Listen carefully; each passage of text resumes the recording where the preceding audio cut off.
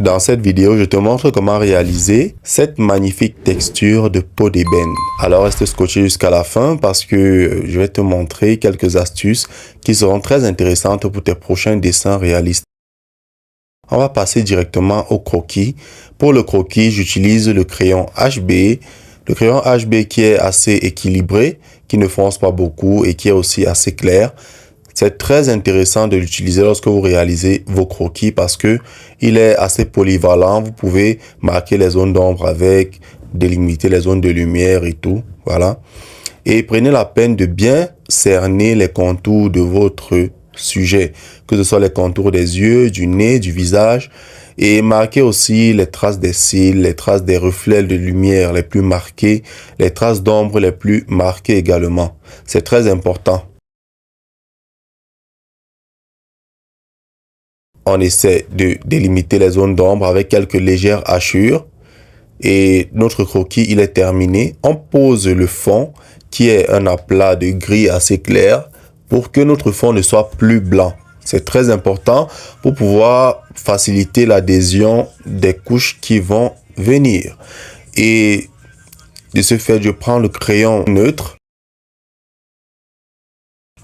Oui, le neutre, c'est un crayon un peu mélangé avec du charcoal et également avec du graphite, quoi. Donc, c'est un crayon assez polyvalent.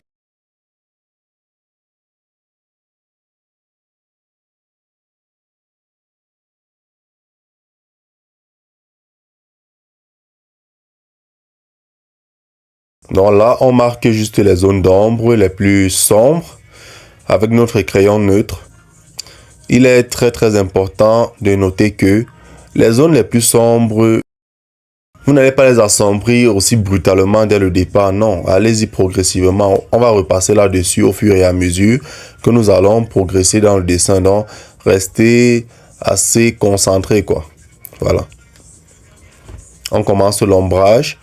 J'ai déjà fabriqué un peu de poudre de graphite pour faciliter l'ombrage. Donc, je l'imbibe sur le papier avec mon pinceau.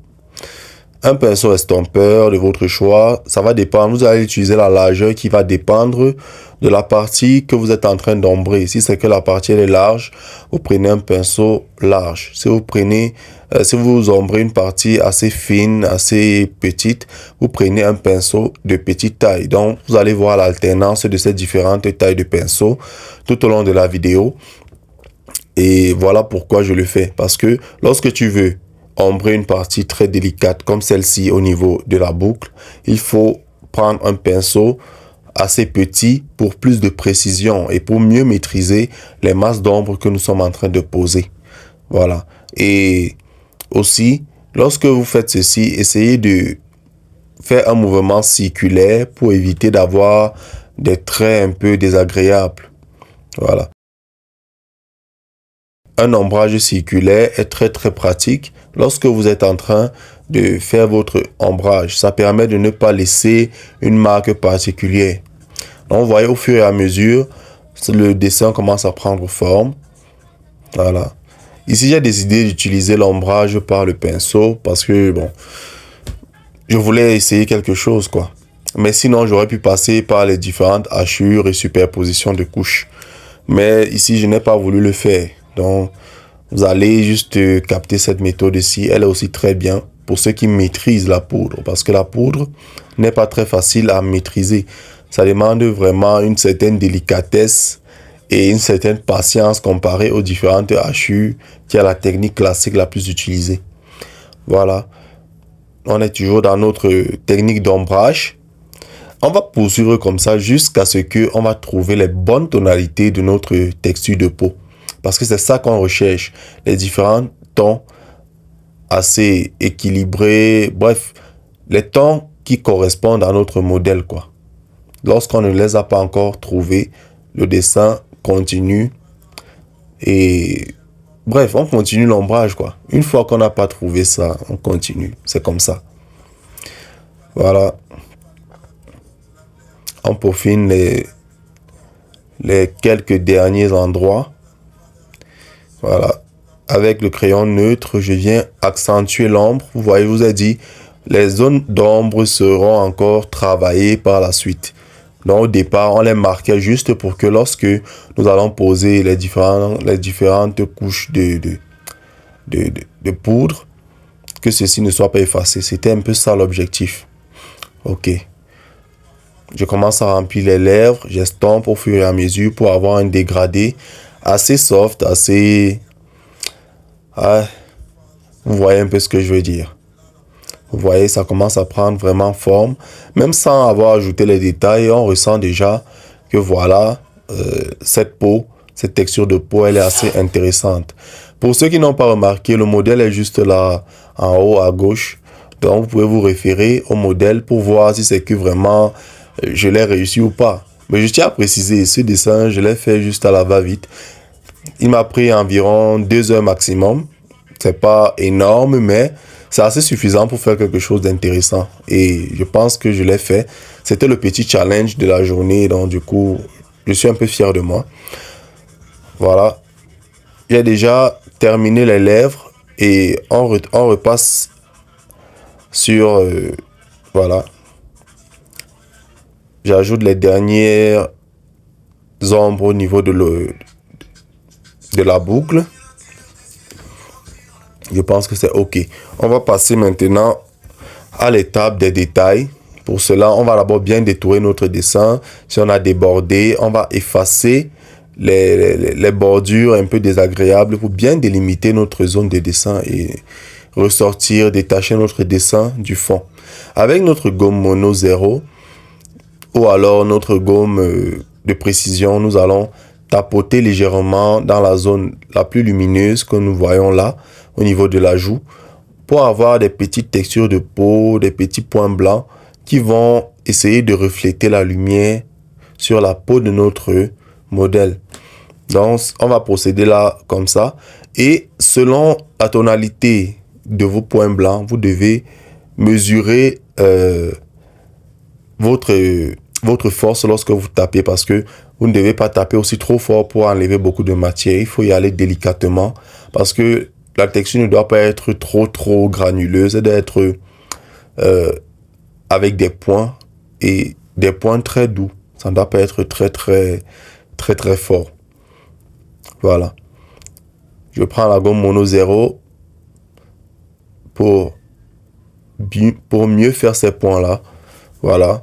Parce que comme il est assez malléable, il faut l'utiliser pour bien...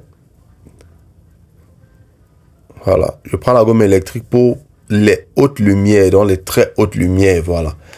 Les reflets les plus blancs de notre dessin, on va les faire avec la gomme électrique. C'est assez pratique et je ne m'en plains pas. Il n'est pas très difficile à maîtriser. Il faut juste savoir quand l'utiliser. Parce que je vois des personnes, ils abusent parfois. Certains reflets, ils le font avec la gomme électrique et c'est un peu désagréable, c'est incohérent même dans l'ensemble, parfois dans le dessin. Donc, il faut savoir quand l'utiliser et comment l'utiliser. Voilà. Et n'oubliez pas d'ajouter des petits points noirs avec votre crayon neutre ou bien le crayon de votre choix. C'est toujours très intéressant de le faire. Voilà, on passe aux yeux. On ajoute les détails des yeux, les reflets et tout. Avec la gomme électrique toujours. La partie supérieure du globe oculaire, on le fait avec la gomme électrique parce qu'on a aussi des reflets très blancs là-dessus. Donc, n'hésitez pas, faites-le correctement. Mettez bien les reflets là. C'est ça qui va ressortir le réalisme de votre dessin. C'est ça qui va apporter la touche réelle, quoi. C'est ça qui va montrer que voilà, ça peut être une photo. Ça va semer un peu le doute dans l'œil de celui qui regarde. Seul un expert pourra savoir que voilà, ça c'est un dessin, quoi. Ok. Donc, on va procéder comme ça jusqu'à la fin de notre dessin. On va procéder comme ça jusqu'à la fin de notre dessin, voilà. Avec la gomme de pain, j'essaie d'adoucir certaines zones de lumière pour avoir toujours l'effet dégradé et tout.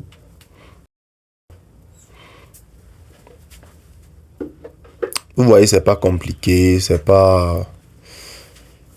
Bref, c'est pas compliqué, les gars. Mettez juste un peu de la tête, concentrez-vous. Si vous trouvez, si vous avez des difficultés lors de l'exécution de ceci, laissez-moi un commentaire, laissez-moi savoir quelles difficultés vous rencontrez et comment je peux vous aider. Là, je vais voir ce que je peux faire pour vous.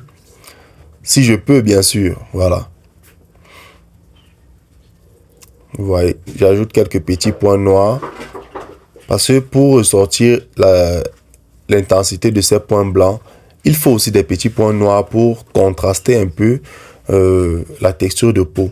C'est un peu ça. Vous voyez, la texture d'une peau, elle est assez granuleuse. Donc, pour ressortir cet effet granuleux-là, il faut également apporter non seulement des points blancs, et également des points noirs. C'est important. Ne négligez pas ça. Vous voyez donc que vous ne pouvez pas commencer un dessin réaliste et foncer directement sur les détails. C'est tout un processus. Il faut passer d'abord par un croquis bien élaboré. Après ce croquis, il faut passer par l'ombrage. Et l'ombrage est la partie la plus importante parce que c'est là que vous allez ressortir les masses, les volumes. Et après ça, vous allez passer aux détails. Notre dessin, il est terminé. Si vous avez aimé la vidéo, n'hésitez pas à vous abonner et me lâcher un commentaire pour savoir ce que vous en pensez. Et on va se dire à très bientôt pour une prochaine vidéo. Laissez-moi savoir en commentaire si vous avez des propositions de modèles. Ciao!